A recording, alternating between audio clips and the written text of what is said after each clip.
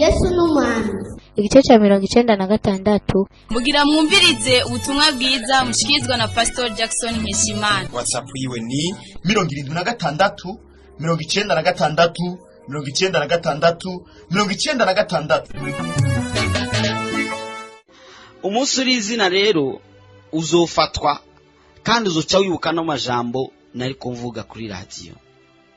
Reka ndangirize ndakubwira akagani k'umusuma n'umurozi. Umurozi yari baramubangiramiye muri quartier abamo kubera bamuzi ko ari umurozi, acafata umugambi wo kuja kubaka handi hantu.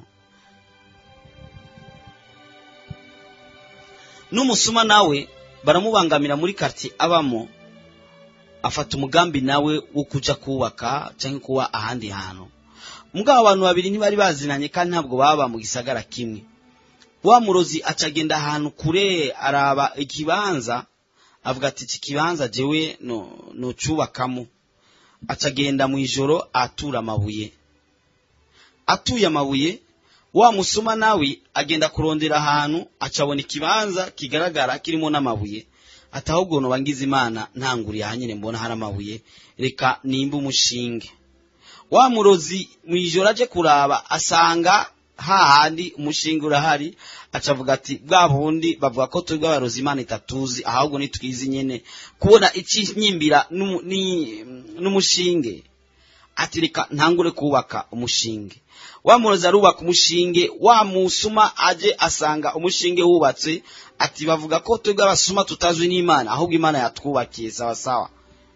Ati Imana iko iranyubakira, ati reka ahubwo nshinzana n'amatafari. Wa murozi agarutse asanga amatafari ahari, avuga ati Imana yagize neza, ati Imana iratuzi kweli, urabona ko yanshiriyeho n'amatafari, reka nubake. Arubaka. Wa wundi nawe aje asanga inzu yubakitse ashirako amabati, undi nawe araza asanga amabati ariko ashirako iripu, undi nawe azasanga iripu iriko ashirako isima. Inzu iruzura yubatswe n'abagabo babiri batazinanye, mwese bibaza ko ari Imana yamufashije kubera ubusuma bwiwe, ati je ndumusuma karuhariwe Imana iranyubakiye. Undi nawe ati ndumurozi karuhariwe Imana iranyubakiye. Ariko ivyo byose kwari kugira ngo Imana ishobore kubaronka, kugira ngo ishobore kubabuza ivyo bikorwa bibi cyane bibishe by'ubusuma n'uburozi.